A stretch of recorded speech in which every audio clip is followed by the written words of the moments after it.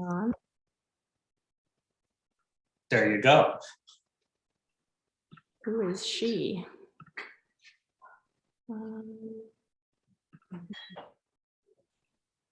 So you should be ready to share your screen.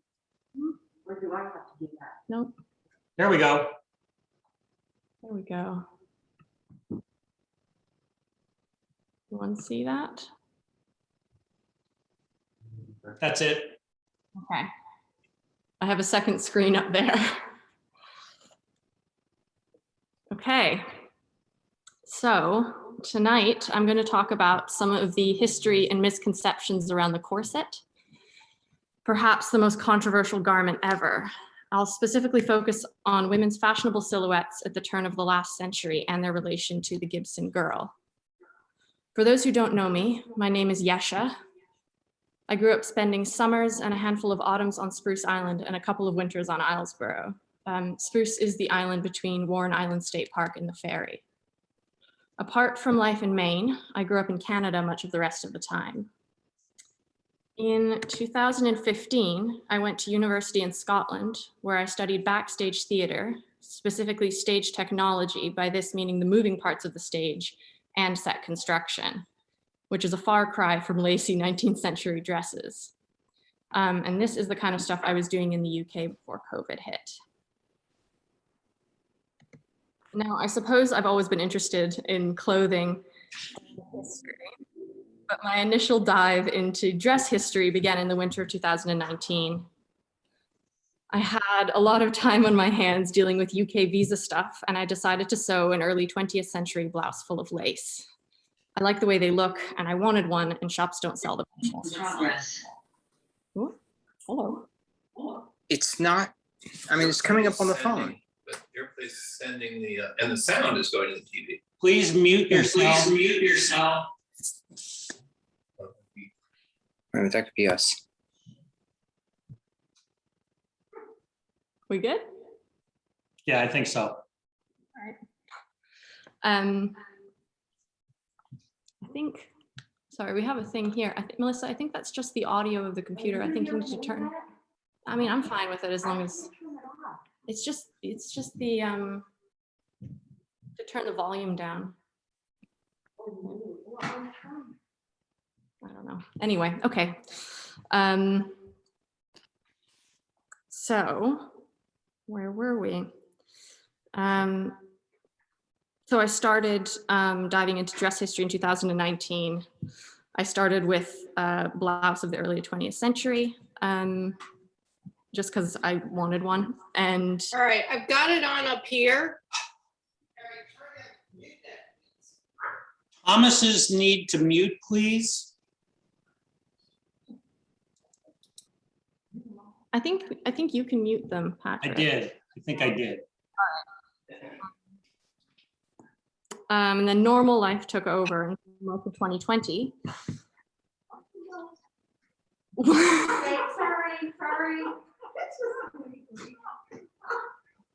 Sorry. So they've somehow turned on the TV here. Yeah, that's what's happening. Gordon Ramsay is on in the library. How do we turn it off?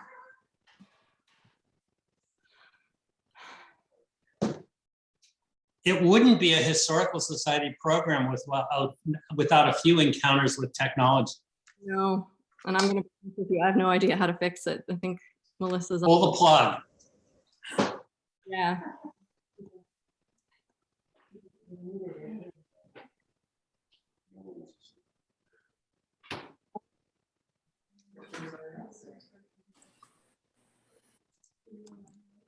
Okay. I'll just continue because I think they've gotten it quiet, so I'll just keep Okay. going. All right. So basically, once COVID hit, I started really getting into dress history. So in the last year and a bit, I've gone from this, a workshop, to this. So here's what I've spent the last year or so making.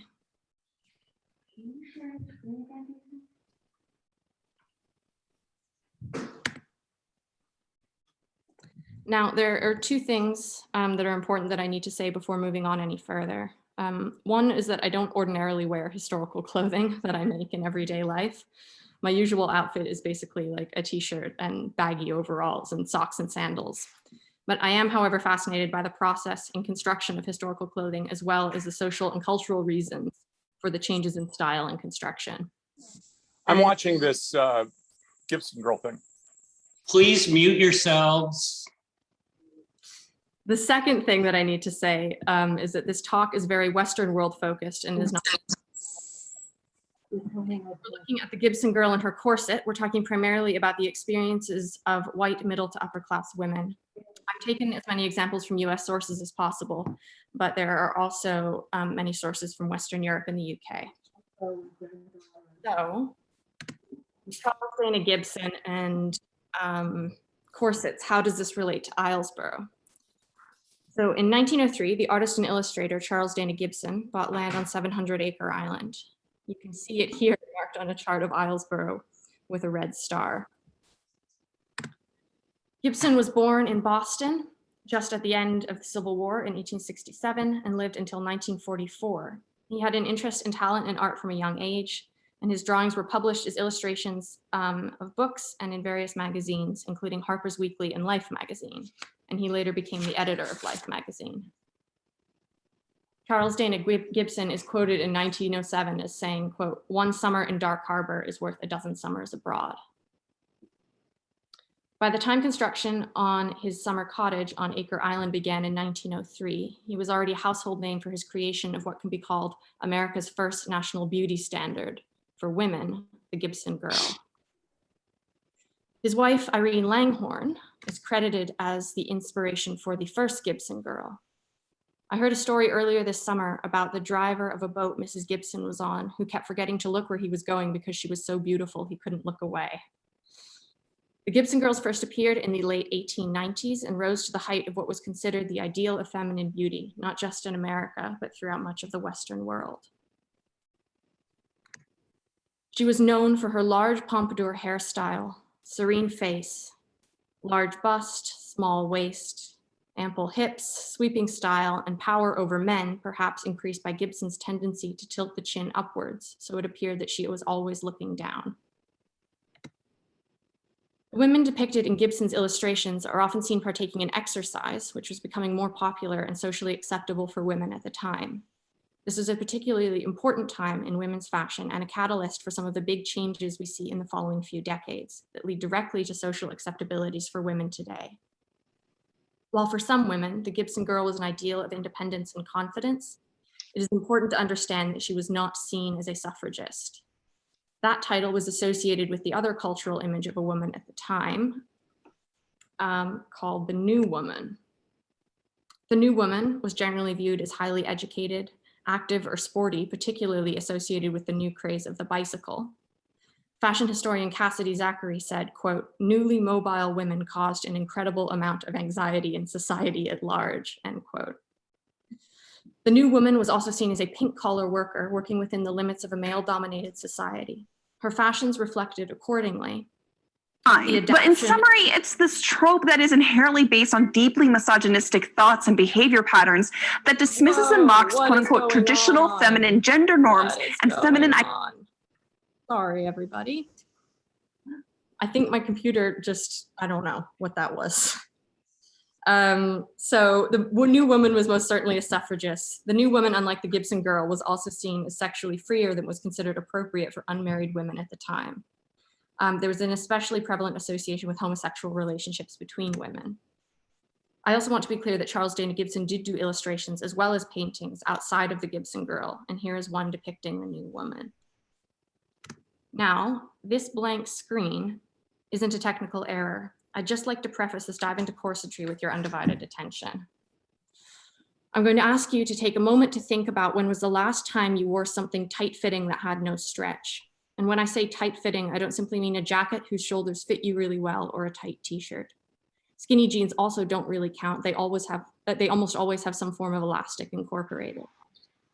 With today's mass manufactured clothing, these kinds of clothes that fit your body tightly and exactly have become more and more rare. Today, it is unusual for one to know how a tight but well-fitted piece of clothing feels. While it is impossible to recreate the past, making judgments and assumptions about garments of the past from our own experiences and interpretations of modern type clothing bears no inkling of accuracy. Perhaps there are some outliers in the audience. However, moving forward, I'm going to ask you all, in considering the controversies around corsets, that you try and imagine them and the people who wore them complexly. As with all things in our world, there's nothing simple, or for that matter, binary about the corset. As the author John Green beautifully puts it, we all contain multitudes. In order to understand the significance and importance of the Gibson Girl shape and her corset, it's important to understand the anatomy, construction, and brief material and cultural history of the corset itself. I'd like to start our journey by going through the everyday layers worn by a woman of the late 19th, early 20th century. We'll start with the base layers and stockings. And in this case, I'm wearing a chemise and split drawers with modern tights underneath. The next layer is your corset. After that is your shoes. You can really put your shoes on anytime after stockings, but I put them here to prove, if anything, you can in fact put your shoes on when a corset. Next is padding. Here I'm wearing a bustle and hip padding. Then is your petticoat, at least one. Next is the corset cover. This keeps the corset clean and smooths out the top line of the bust. The one I'm wearing here has ruffles on the front. So when worn underneath the outer layers, it helps give the pigeon-breasted shape that was popular in the early 1900s. Then the shirtwaist, which is the precursor to the modern blouse. It's tied at the waist so it doesn't ride up when worn under the skirt. And finally, the hat. Something I've also discovered is that the word waist is used very freely and does not always refer to the line of the body that is the actual waist. This is true in both historical context as well as present day. There are 3 measurements I'll be referencing as we progress. So to make sure we're all on the same page, here is me in a sports bra and leggings. Here's my bust line, my waistline, and my hip line. Notice the waistline is not necessarily where your trousers sit. It's the smallest point of your midriff. So the term high-waisted trousers would probably more accurately be called waisted trousers.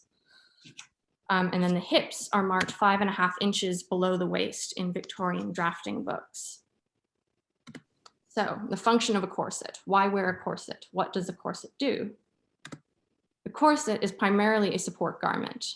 A well-fitted corset does a wonderful job of distributing the weight from the bust and the belly, but also helping to hold the weight of all those layers of clothing. In the image on the left, the image on the right, I'm wearing just over 7 pounds of clothing, which does not include the shoes or hat.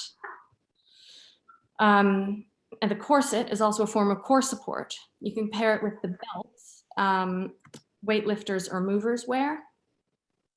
And as we all think about climate change, during the days of yore when corsets were worn regularly as undergarments, they also provided warmth. Keep in mind that the Little Ice Age lasted until the 1850s. Another crucially important reason someone might wear a corset is for social respectability. In the women's suffrage movement, for example, there was a great emphasis on socially conforming clothing, including corsets, hats, and wearing white, which was known throughout history as the color symbolizing purity and good morals. Think about white wedding dresses. To quote the YouTube video series, Getting Dressed Through History, quote, "The suffragettes were militant, but through their dress, they wanted to give the impression of conformity," end quote. Another very important function is allowing the wearer to achieve a fashionable silhouette. And I'm not necessarily speaking of reducing the waist here either. Generally speaking, there was nearly 500 years where loose clothing was not worn on a woman's upper body outside of a sleeping garment. When discussing historical versus modern silhouettes, the dress historian Abby Cox puts it perfectly by talking about the distinction between fashionable shape and fashionable size. Quote, "Size was not as important throughout history for women, and the fashionable size for women varied greatly," end quote.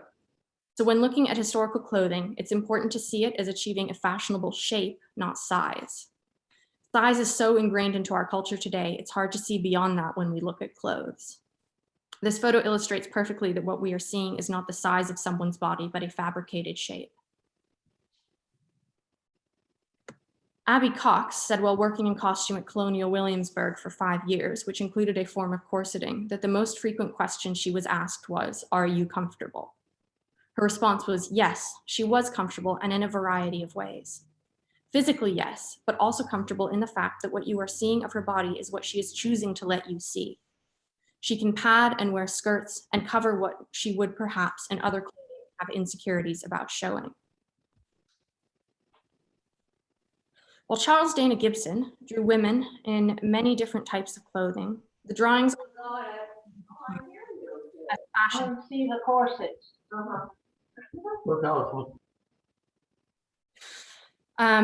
These fashion plates give a detailed and also idealized view of clothing that was popular. What we can glean from most of Gibson's portraits, even those of just a head, or from fashion plates, is the silhouette. The silhouette meaning the shape. It's very important to understanding clothing in fashion history. Much of the shape, from the shape of the skirt to the size of the sleeves to the way the hair is styled.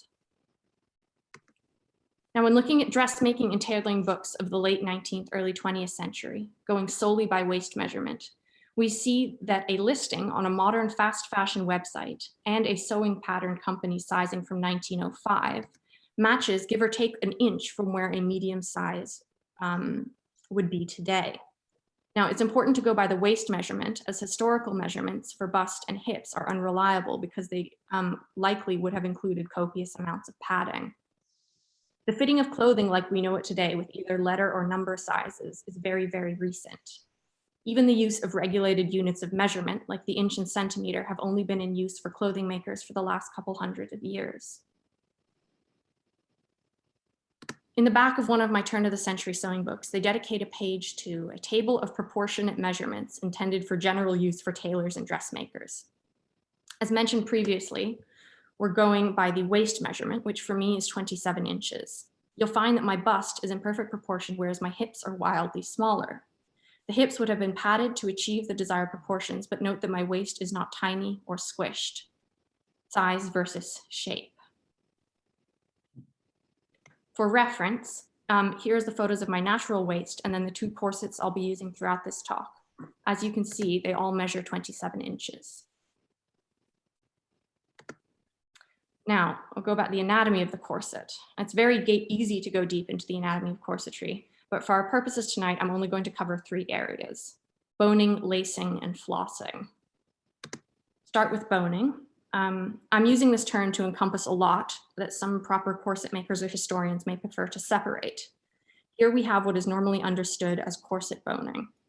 Whalebone, or baleen, on the left is made of keratin like our fingernails and not actual bone, but rather the stuff found in the mouths of whales that used to filter out krill from water. Here's a diagram and a photograph that you can see the baleen in a whale. Today, you can buy synthetic baleen in the form of extruded polyester that behaves exactly the same way as real baleen, and there's only one maker in the world in Germany.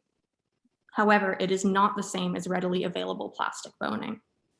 On the bottom right, you can see steel boning. The white is sprung steel, which at least in historical corsets is the thickness of cardstock generally, and the other one is spiral steel. Unlike most other forms of boning that only bend forward and backwards, spiral steel can bend sideways too. Corsetry steels available today also have a tendency to be thicker than steels used historically. On the top right is something called coralline boning on the inside of an 1890s bodice I own, along with an advertisement for it on the side. Other natural bonings such as feathers or reeds could have been produced similarly. There are many other types of natural boning used, including reeds, woods, ivory, bone, feathers, cellulose, and more. Cording and quilting are also very, very common methods of stiffening, either entirely on their own or in conjunction with another form of boning.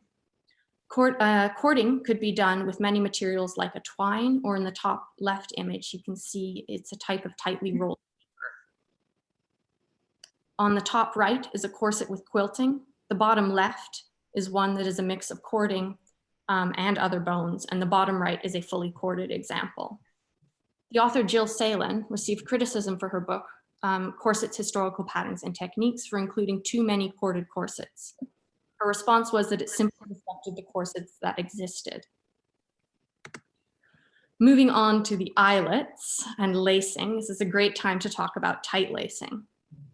Tight lacing and corsetry are different beasts, though related. Tight lacing is in the world of corsetry, but corsetry does not necessarily mean tight lacing. Too often, the small contingent of corsetry that is tight lacing is taken as a blanket way of defining all of corsetry. Historically, tight lacers were in the extreme minority, and it was by no means the norm, just like today. To complicate things further, there's no strict definition of what tight lacing versus what one could call normal corsetry. However, from my understanding, if you are reducing your waist measurement more than 2 to 3 inches from your uncorseted waist measurement, that could be considered tight lacing. Although everyone's body is built differently and can therefore be laced differently. 2 inches of reduction might be a lot for one body, but not much for another. More on this later. Today, with the Guinness Book of World Records and humanity's long-standing desire to consume scandalous headlines, tight lacing is, more often than not, what is discussed when corsetry is talked about. In order to reduce the waist by any noticeable significance, the type of corset, the pattern, and the era it comes from, and also the type of eyelets, all really matter. Pre-1928 and the invention of the metal eyelets, all eyelets for corsets or otherwise had to be sewn by hand and did not have the same strength. They therefore tore through fabric far easier than a metal eyelet did. They had methods to strengthen them, but none were as strong as the metal eyelet is. Keep in mind too that the sewing machine was not invented until 1951, which began the mass manufacture of corsets. So to use a metal eyelet at home, you would have had to purchase the eyelets and the tools to insert them, or have a corset maker who used them. The lacing of the corset is also significant. Until the 1860s, corset was laced in a spiral, using only a single lace. After 1860, we see the introduction of what is called cross-lacing, similar to shoelaces. The cross-lacing allows for 2 wee rabbit ears of lace either side to tighten the corset evenly and quickly. This change in lacing technique happens around the same time as the introduction of the split front busk. A split front busk means the center front of the corset opens and closes without lacing. It therefore allows the wearer to don and remove the corset without having to undo the lacing or use a large enough length to loosen it enough to slide the corset past the hips or shoulders. The image of a woman straining to hold onto a bedpost while a man or maid hauls on her originates with the initial spiral lacing of the corset. You'll find in this image, the maid is hauling on only one line. Unlike the later cross-lacing, when a spiral lace corset is tightened, the body has a tendency to be jerked from side to side, whereas the cross-lacing tightens both sides of the garment equally. And it's likely that this image of someone holding onto a bedpost remained after the shift to cross-lacing because it was habit and simply what one did. Finally, flossing, the new term for that word. And finally, flossing is a type of embroidery stitching, which is ornamental, but also helpful in reinforcing bone ends and extending the life of the corset. Mass manufactured corset makers had machines to punch through bones and stitch flossing quickly and neatly. You can see examples on the left, or else can also be done by hand, which you see on the right. Many people, I know the pain of an underwire breaking free of a bra, and I wonder how frequently that would have happened if those underwires, or more accurately bones, had some 19th century flossing on either end. Now, I'm going to talk about something that is fundamental in the perpetuation of modern myths about the corset, the infamous chemise issue. The first layer, and always the first layer of clothing against the skin, was a chemise. Later, split crotch drawers were added when it became acceptable for women to have separate pieces of fabric around each leg. On the left is a screenshot from the most recent adaptation of Jane Austen's Emma, and notice she has no underwear. So next time you read or watch a Jane Austen story, you now know the women did not have underwear. When drawers, not bloomers, these are a completely separate and equally fascinating garment that I don't have time to get into, were first introduced, the crotch was left open so women could relieve themselves in a large skirt with minimal effort. In the 1880s, the chemise and drawers were combined into one garment called a pair of combinations. This reduced bulk at the waist although it was still very much a personal preference to wear combinations or a chemise and drawers. Eventually in the 1910s, when fashions changed and it was no longer necessary, the crotch was closed. A layer of linen, or occasionally cotton, was always worn against the skin under any other garments for both men and women. This layer was replaced more frequently and was washable, whereas the corsets and outer garments were washed infrequently or never at all. Not washing a corset prolonged its life significantly. If the bones were steel, they could rust. Reeds, baleen, wood, and feathers, etc., could soften with water. Think soft nails after a bath. Here are some examples of historically incorrect on the left and correct on the right layering underneath the corset. On the left, there is no layer between the corset and the skin, versus on the right, they're all wearing chemises under their corsets. All of these stories took place, with the exception of Gentleman Jack on the top right, before the invention of metal eyelets. So tight lacing was not strictly possible, nor was a tiny, tiny waist a fashionable shape. Period dramas have often, whether for artistic design reasons or lack of research, tended to pass over important and noticeable elements of historical clothing. I personally do not always mind this when watching a period drama. It all depends on the context and the story being told. Now, no layer next to the skin can make a corset uncomfortable. You'll often see excerpts from interviews where performers complain of wearing a corset, although this is by no means the only reason they may be saying that. The painful corset is an excellent narrative device that Hollywood and TV use frequently to quickly demonstrate a character's powerlessness or repressed sexuality, among many other things. In my opinion, it's a bit lazy and tends to remove a lot of the nuance that could have existed for the characters within the situations they're trying to convey. That said, it's quick and very effective, even if it perpetuates historical falsehoods. Now, at first, the word corset was used to describe an item of close-fitting clothing on the core of the body. This meant any kind of tight-fitting garment, whether it be for men or women. In her book, The Corset: A Cultural History, author Valerie Steele writes, quote, "As loose-fitting robes gave way to fitted garments, men and women's clothing became increasingly differentiated." She goes on to say, quote, "In medieval French, the word corset seems to have referred to both doublets and gowns as well as body armor." I don't believe one can look at the history of the corset without simultaneously looking at the fashionable silhouettes of the time. Illusions in shape have always been in use for tricking the eye into seeing a more ideal body. To name a few examples of the countless illusions, on the left, you see the large hips and the deep V's of the 15, 16, and some of the 1700s. For both men and women, giving the optical illusion of a tiny waist. This technique of fooling the eye compares with the Swiss waist of the 1860s, seen in the center photo indicated with an arrow, or even the large skirts of the 1950s on the right. The use of color and designs of seams or trims on women's clothing can be seen across the ages to emphasize or create the illusions of a tiny waist. I remember hearing something from the mid-2000s of media preaching women should not wear horizontal stripes as it made you look fat. So the illusions continue. So here's a brief timeline of the evolution of bone support garments, in other words, the corset.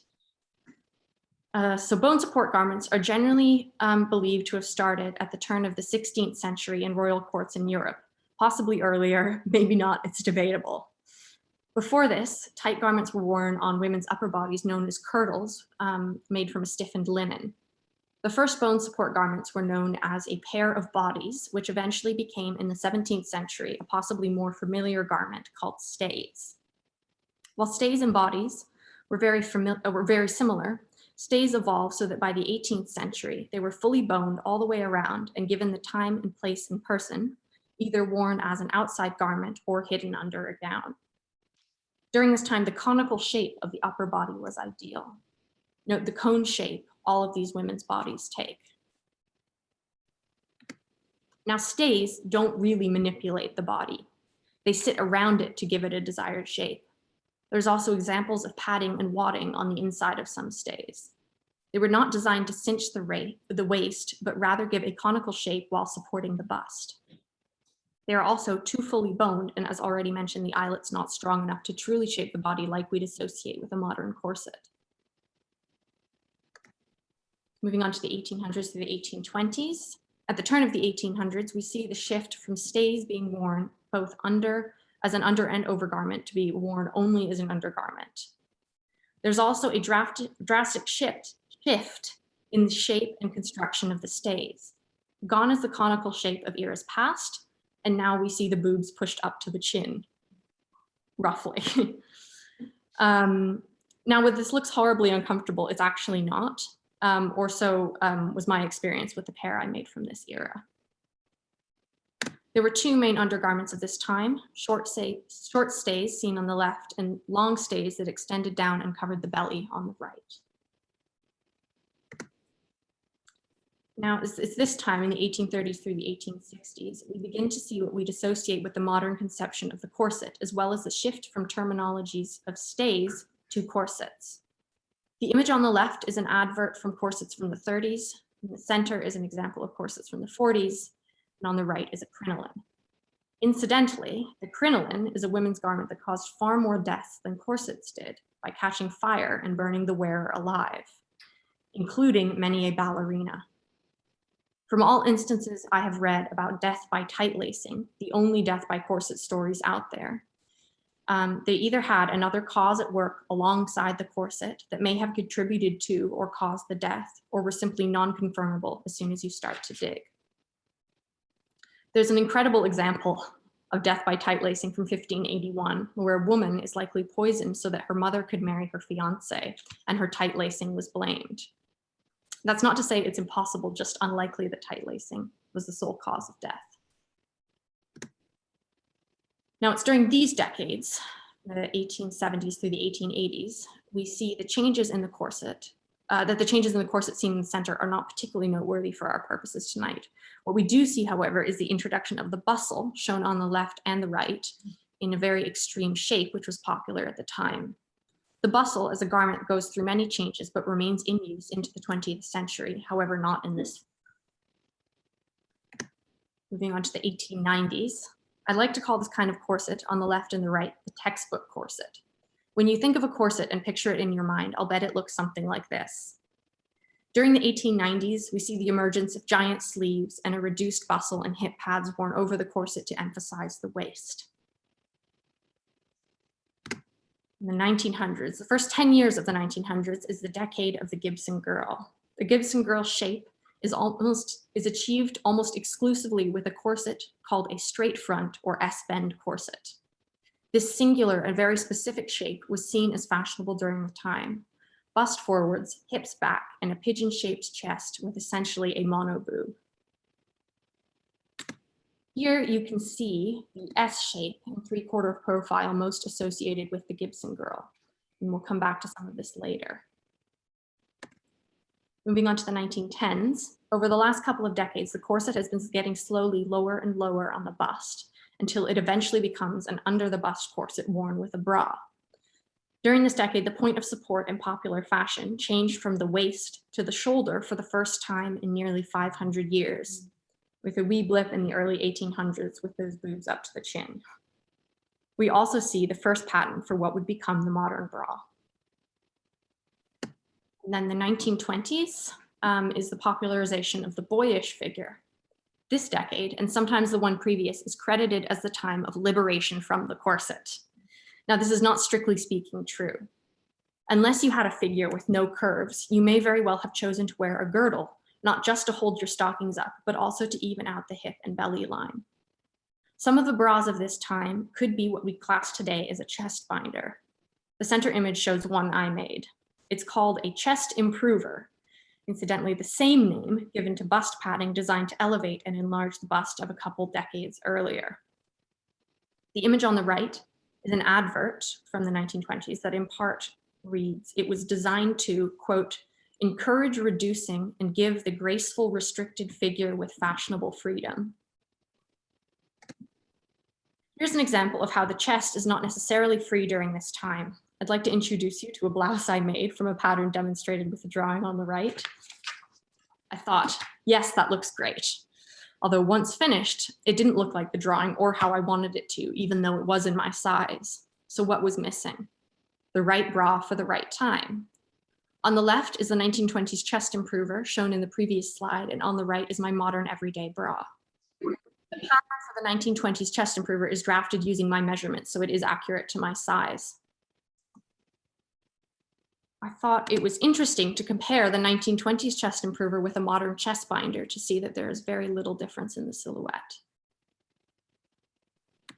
Now, post-1920s, the bra was in use, as well as a girdle to keep the waist in, and perhaps more importantly, hold up the stockings. The girdle eventually dies out with the introduction of modern pantyhose, and not a whole lot changes until perhaps the invention of the push-up bra, which uses our trusty old friend, padding. To achieve a desired shape, today, someone has two main options. The first is shapewear. Think Spanx, waist trainers, which is essentially a corset, or perhaps a high-waisted pair of leggings. The second is exercise. Nearly every modern source I've discovered argues that the change in acceptability of women's exercise began the shift to what we call the muscular corset. It began with manuals that show exercises for women to do, and the women in these examples are clearly corseted but encouraged to have an active body. The muscular corset is something men have been expected to have longer than women. So, down with the corset industry and up with the giant that is the modern diet, lifestyle change, and exercise industries. It is for this very reason I mentioned earlier that the Gibson Girl era was particularly important with the popularization of sports and exercise for women. The expectation for a woman's body to look a certain fashionable way never went away. Simply put, the means of getting to this ideal body have changed. Fabric for exercise. Now, let's bust some myths. I've chosen 6 common ones. Myth number 1, women regularly fainted because of their corset. While it is plausible and even likely that corsets caused women to faint due to lack of air, much of the written accounts of women fainting comes from historical literature. This is literature using the same kind of convenient plot devices as mentioned in the infamous Chemise issue. It is also speculated that a false swoon or faint is a way for a woman to express overwhelming emotions, or to have a man they fancied loosen their stays, which would have been considered rather sexy. This clip from Pirates of the Caribbean illustrates perfectly the sensationalization of the corset and use as a plot device. Much of popular media around the corset thrives from this sensationalization, even documentaries or educational content. So be aware of that if you come across any mentions of the corset. He is also not wearing a corset in this clip, but a set of stays. I can't breathe. Yes, I'm a bit nervous myself. And then they made me their chief. Elizabeth? Elizabeth! The rocks! Sir, it's a miracle she missed them. You be saving her then? I can't swim. Go to the King's Navy, you are. Do not lose this.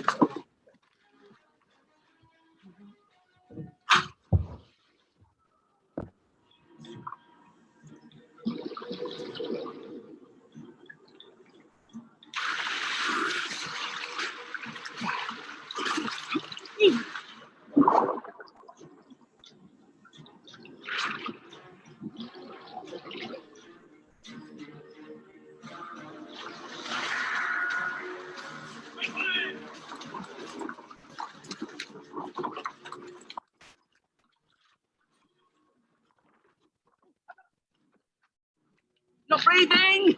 Move!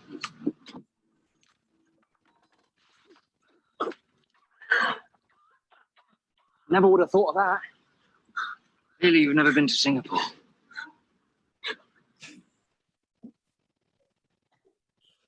Clearly, you've never been to Singapore, so let's all just take a moment after that. Deep breath. Okay, moving on. In her 4-part BBC series, If Walls Could Talk, The History of the Home, historian Lucy Worsley talks about the introduction of the gaslight in the home and how It burned up a lot of oxygen within the rooms and therefore possibly causing fainting. On the left is an early gaslight, which would have been covered with a glass. And you see that's rather a large flame to light a room or a whole house. So imagine how much oxygen it was burning up. The image on the right shows a late 19th century house with both wall-mounted gas and paraffin lamps, and that's quite a lot of fire. People who did hard labor were also wore corsets. The help were expected to be corseted until around 1916. An article from September 1899 Harper's Bazaar magazine article states, quote, "A maid shall be well corseted. The large-waisted stays which women wear today is not to be permitted to a maid while on duty. A well-defined waistline gives a neatness and trimness which somehow lends a sense of moral support." Speaking of, morality and clothing have always been linked, corsets even more so.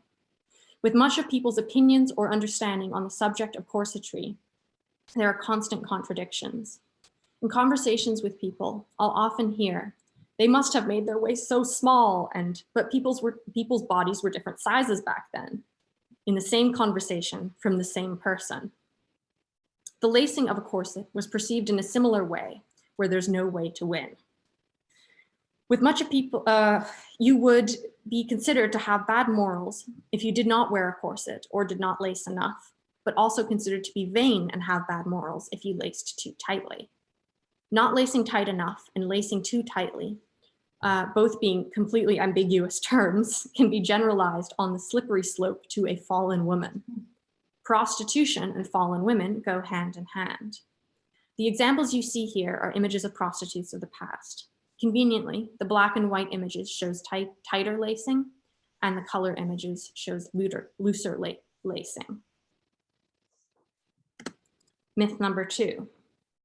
Women's waists were laced down to 17 inches or 20 inches or 15 inches. The number is irrelevant. The myth stays the same.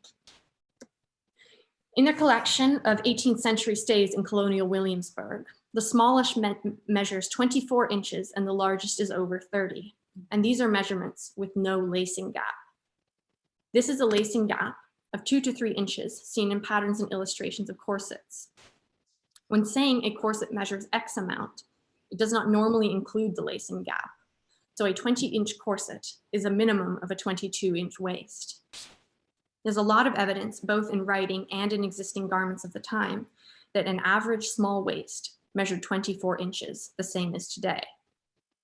Dress historian Bernadette Banner argues in regards to the fashion industry today with skinny models and ideals that, quote, "It stands to reason that a similar trend may have been in the 1890s, where the waist depicted, discussed, and praised were precisely these 24, 23, 21-inch waists, whereas the less ideal 27, 29, 33-inch waists were simply less well represented. A historian 200 years from now may look back on print advertising today and draw remarkably similar conclusions to what we draw from the sparse advertising left behind by the Victorians." End quote. Much physical evidence of waist measurement comes off extant clothing. It's important to ask, why have these garments survived? In her book, Corsets, Historical Patterns and Techniques, Jill Salen writes, quote, "It must be remembered that corsets in collections are no different from clothes in our own wardrobes today. Often garments that linger in our own wardrobes are ill-fitting, an expensive special purchase too good to throw away, items that no longer fit, but we hope will fit again one day, special occasion items that conjure up the event they were worn at, such as wedding outfits, first ball dresses, christening robes. In other words, garments that do not reflect everyday wear." One of the best kept collections of historical corsetry is the Symington collection in Leicestershire, England. Many of the corsets are samples of ones that were produced by the company. It logically follows then that the sample would be the smallest size so as to not waste valuable materials on garments that would not be worn or sold. Another very important thing to consider is photo editing. The manipulation of photography has been around since the invention of photography. Have you ever wondered why, in almost all old portraits, everyone has perfect skin?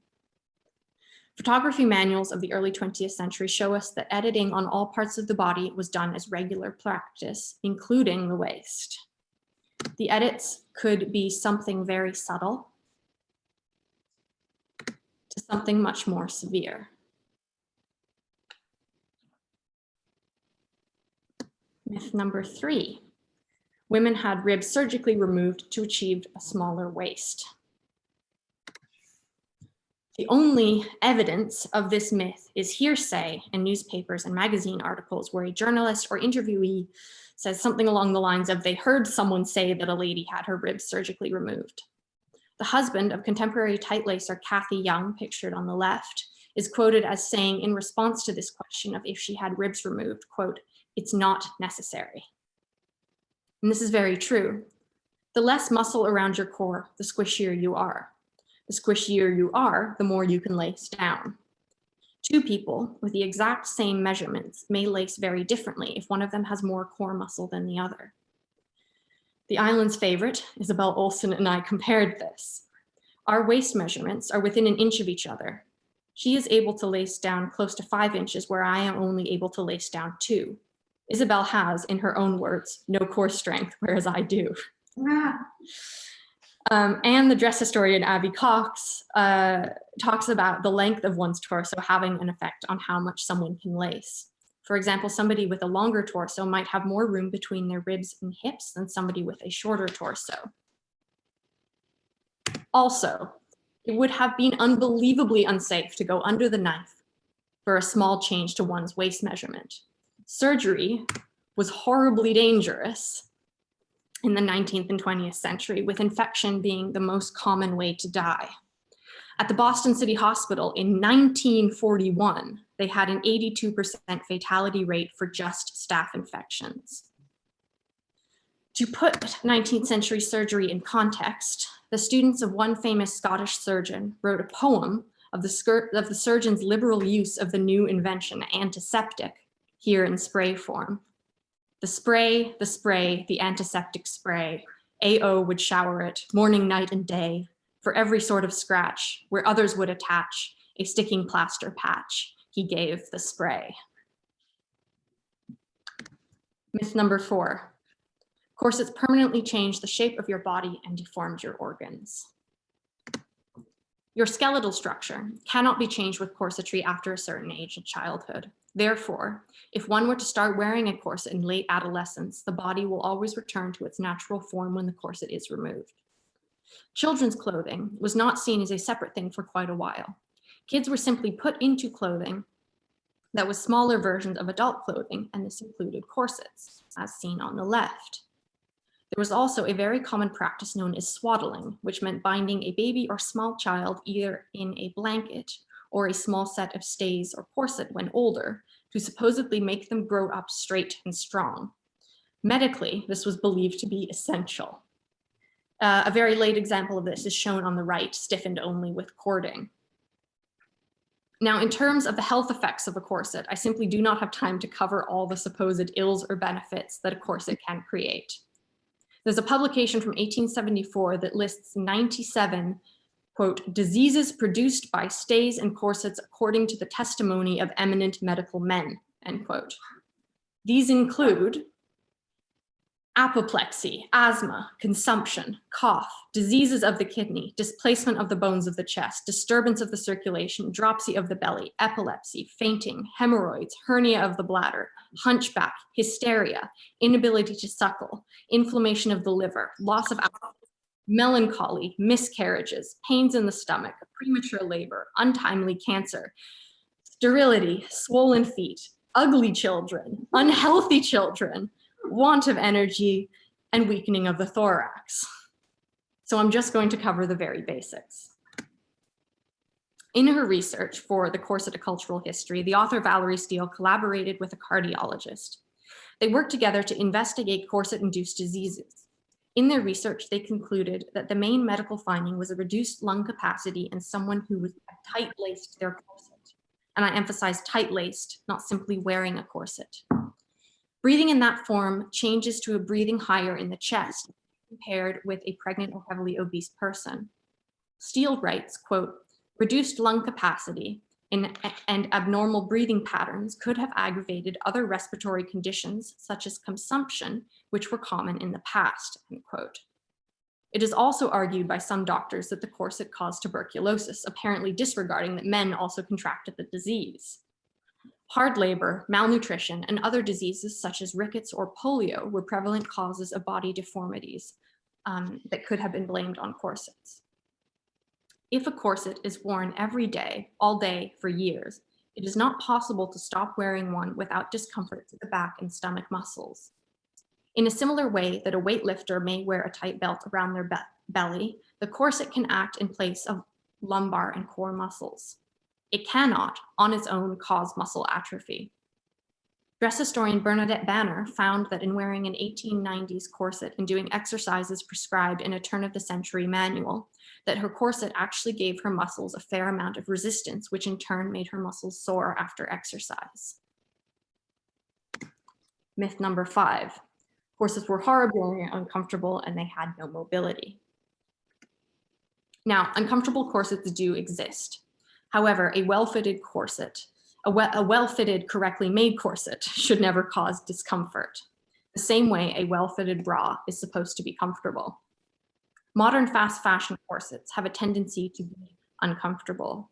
They do not utilize many of the cutting and patterning techniques developed over hundreds of years that are generally boned with steel or an unmoldable plastic, meaning the corset will not mold to your shape with wear. There are modern corsets that are uncomfortable, but they tend to be expensive. It's important to think of it like an investment. You are paying for a garment that is intended to withstand regular use for about 10 years. That is what a well-made corset can be. This corset was marketed to working women in the 1890s as the most comfortable corset. You can see from the amount of cording on the hips and the rest of it, and also that it is not fully boned. This is one of the best-selling corsets of all time. It's also a bit of a celebrity among those who study historical corsetry. I know from my own experience with constant back pain from the time I was about 6 or 7, one of the few things I only discovered in the last year is to put my corset on for 20 minutes or so, and it gives the muscles in my back an immediate break from strain. When taking the corset off, I no longer feel any pain. During my bachelor's degree, we had a class about posture, strengthening, and caring for our bodies. In backstage theater, you'll often be asked to stand stock still for upwards of an hour, depending on the show. The correct posture and maintenance of your body is therefore of the utmost importance. We were taught a trick of lying flat on your back with your arms at your sides and your knees raised and your feet in line with your hips. It was a rather wonderful thing to do for 15 minutes on a Monday at 8 a.m. In discussion with friends afterwards, we all agreed that we felt lighter and had now more back pain that many of us struggled with. This exercise is a great trick. However, it does require space and time to do. The corset is immediate and significantly simpler for me. The most effective way of bending is using our hips, not our waist. If you have a moment, try and bend at the waist. It does not get you very far. Here's a side-by-side of my bending at the waist and again at the hips. Here again at the waist, both in and out of corsets.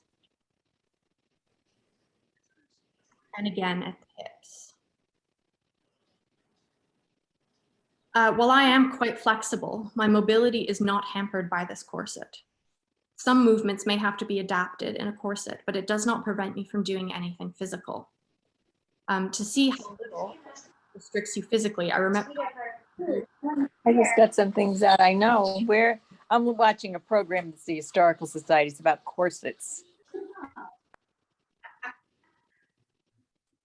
To see how little a corset restricts you physically, I'd recommend going and watching drag queens perform a vast range of motion in corsets. I maintain from my own experiences in historical clothing that the long skirt is the most cumbersome and the element that holds me back from the way I normally move and work the most. I don't notice the corset when I'm in a long skirt. In 1907, American poet Edna St. Vincent Millay wrote in her diary at age 17, quote, "I am tired of being grown up tired of dresses that kick around my feet, tired of high-heeled shoes, tired of conventions and proprieties, tired, and sick of hairpins. Millay is quoted in many a letter and diary entry mentioning her corsets. Note it is not mentioned here. Although, if her hair is pinned up and her skirt lengthens, she was also likely wearing a corset at this age. Not charging.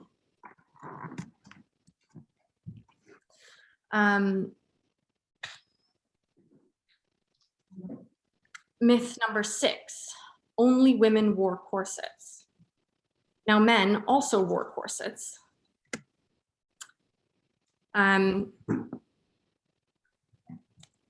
There were obviously differences in shape, as historically a woman is largely just a supportive garment for her busts. Men's corsetry was less common than women's corsetry, but still happening. Here are examples of 3 sketches of men's corsets spanning nearly a century. You'll notice the woman in the last one looks an awful lot like a Gibson Girl. In her book, The Corset, Valerie Steele quotes men making critiques of women in relation to their wearing of corsets, that women are slaves to fashion or have some compulsive urge to copy each other's looks. In his biography of English dandy Beau Brummel, Ian Kelly writes beautifully on the culture and rituals Brummel created around himself and of Brummel's legacy as the inventor of the modern suit. Yes, one man invented what has become the suit, the uniform of masculinity. While it is unlikely that Brummel himself wore a corset, we do know that the Prince Regent, who ruled England at the time and was a close friend of Brummel's, did. The Prince Regent, later George IV, not only wore stays as a child, but likely as an adult as well. Fashionable men at the time were known as dandies and followed Brummel's clothing and lifestyle choices so closely they would actually crowd his home in the mornings to watch him dress. The wearing of stays was encouraged in dandy culture. It should be noted that the suit has stuck around since the late 1790s in a fairly recognizably stable form. And they call us slaves to fashion and needing to copy each other. On the other hand, American humorist David Sedaris takes a less optimistic look for the survival of the suit. In his proposal for a language instruction course for business travelers to the USA, he writes about eavesdropping on conversations of people under 40, where, quote, I hear the words integration and platform a lot, but not in any recognizable context. There's our offices where I imagine Kaysen rides his scooter down the concrete hallway, passing a warren of workspaces that resemble cages, and no one's shirt is tucked in. That's one phrase that won't be in my English book. Nice suit. 20 years from now, they probably won't even be making them anymore. Dressing up will mean wearing the sweatpants without paint on them to your father's funeral. With that grim prediction, let's go back to 1900. And the reason you are all here tonight, the Gibson Girl. As mentioned previously, the Gibson Girl is most famously known for the S-bend or straight front corset. Quote, the S-bend is probably the most misunderstood and understudied corset in fashion history, end quote. It's a commonly held belief that the S-bend corset forces your body into an S shape by using the straight front to push your hips back and force your bust forward. And this is simply not true. I'll break it down for you. Firstly, the images of the S shape we see is a fashionable pose and nothing more. It could be argued that the S-bend corset does affect your posture slightly by making you hold yourself a bit straighter, but this is also true for the majority of historic corsets. The years of popularity of the S-bend are also very short. It was only fashionable for around 5 to 7 years, starting around 1900 and going maybe to 1908 at the latest. On the right, you can see an example from 1905 showing the S-bend dying out. Something the S-bend does do, along with many other corsets, is change the shape of your waist from oval to circular, just the squishy bits. You can see on the right the famous tight lacer and Gibson Girl model, Camille Clifford. Compare the farthest right photo with the image on the left, and you'll begin to notice a theme with silhouettes of this time where they are drawn or posed in a three-quarter style. The best way to view the waist in the S shape. Now, at the turn of the 20th century, the S-bend was marketed as the healthiest corset a woman could wear. An example here shows the ad for the corset that translated reads in part, quote, "This corset is being widely adopted by those with a delicate health and is the most hygienic corset ever," end quote. It is designed to give shape without constricting the lungs. Again, the lack of research in this era of corsetry stumps me here. I'm not aware of any research into the actual differences in lung capacity from an 1890s style to say the Sanacor corset. I cannot imagine that it is all that different. Historical corsets support the bust, but do not cover it. They are therefore significantly lower than the modern overbust corset is, and therefore covers less of the lung area. When we start to look at examples of corseted women in this style, we find that the body is not forced into an unnatural S shape. It does in fact stand up straight while wearing an S-bend corset. I initially thought I had made a mistake when I tried one on I'd made, because I was comfortable and not forced into an S shape. In fact, that is the pose, not the style of the corset that creates this shape. On the right is an image of an opera singer named Lina Cavalieri, who was well known as a tight lacer, and she had an incredible voice. Even today, on stage, singers, dancers, and performers of all types wear corsets as part of their costumes, and I've worked on many shows like this. Quote, she sang, on the subject of Lina Cavalieri, quote, "She sang on stage corseted like this, which clarifies some of the confusions over tight lacing and performances." She was killed by Allied bombing at her house in Florence in February 1944 and was buried in her best clothes, complete with her corset. Here are two US examples from the S-bend era where we can clearly see that the women in these photographs are standing and walking completely normally, clearly not bent into an S shape. And as if this was not enough evidence, here I am in my S-bend corset. Here I am with the correct padding and clothing. And finally with the pose. Now, these are the two main book resources I've used while researching this talk.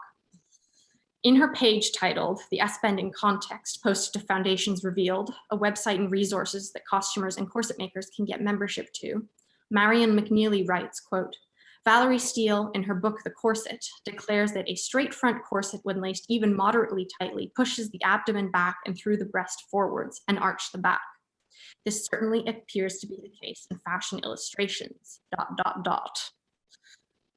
That was written in 2011, whereas The Corset, A Cultural History was published in 2001. During this 10-year gap, something very important happened. The internet expanded enormously, and therefore many resources were created and spread far wider than they could have been otherwise. Abby Cox sums it up, quote, "Dress history as a respective field of study is very, very new. Part of the issue we deal with as dress historians is that a lot of the information that was initially put out there was written at the end of the 19th century or early 20th century, where citations were not required and footnotes were a joke. They did not exist, and it was filled with bias and opinions. And so what happened was, those books were then cited by early dress historians who were trying to do good research before the internet existed. Just recently, and I'm talking within the last 10 years, we have databases information you could only gain access to at, for example, the British Museum, the Smithsonian, or historical archives, being digitized and put out into databases that are accessible," end quote. So all this to say, there's a lot more research and learning to be done on the turn of the century corsetry. Now, I'd like to close on a slightly less research note. This is something I've noticed as a woman in her 20s who uses social media. There's a pose that looks suspiciously similar to something we've been talking about. Instead of viewing it sideways, however, the S-bend, viewed from the front with much less clothing, makes the bust look bigger, the waist small, as well as creating a false gap between the legs that is desirable for some people. With the correct pose, angle, and filter, a body can achieve a quick and visual adjustment to one's measurements, all with this pose. If anything I've talked about tonight intrigues you, I've really only just scraped the surface. So if you're interested, here are some resources in the form of videos, books, and podcasts I would recommend checking out. And then those are my sources. Don't need to linger on too much.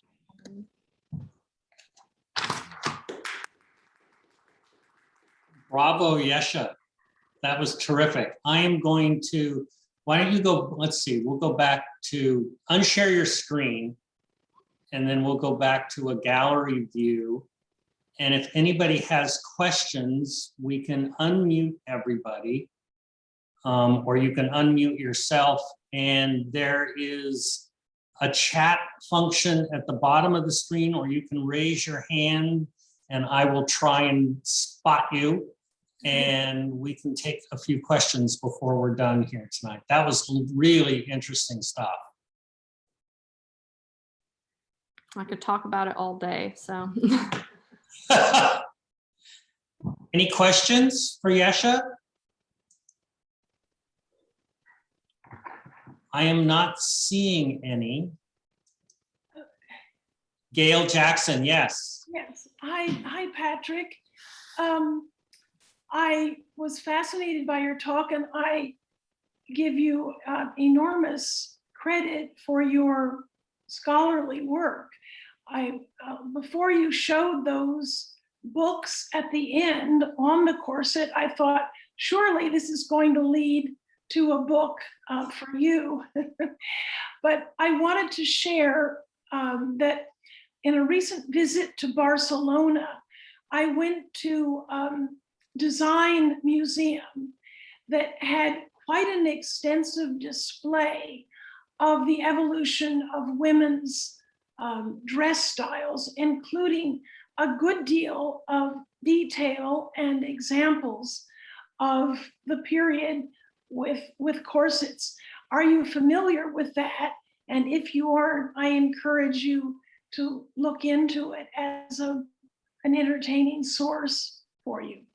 I'm not familiar with that one exactly, but I have seen other, I'm not sure if exhibitions exactly, but collections certainly of sort of the evolution of the silhouette and the shape, which really is more often than anything associated with, like it's created by padding rather than by a corset. Uh-huh. So I have seen some things like that, but I'll definitely check it out. That sounds very fascinating. No. I don't think any of us will look at Gibson Girl drawings the same after this. Yeah, I mean, it's also, you know, it's a drawing. It's Sure. drawing, which is different even from a photograph. And then even the photographs can be manipulated. So what do you even trust? I was struck by the drawing of the Civil War prostitutes where their feet seem to be about that long. Yeah. You know, there's lots of artistic license. Does anyone else have a question for Yesha?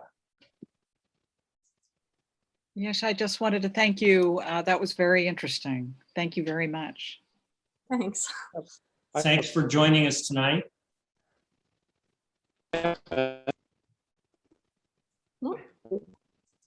Was that someone? Sorry, speak up.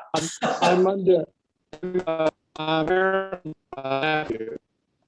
And first thought when we were listening to this, my wife and I, who are sitting here, that it's a small world because Mary is our nephew's wife. Wait, what? Sorry, you're breaking up a bit, I think. Mary McNeely, who you mentioned, Wow. is our nephew's wife. They live in San Diego.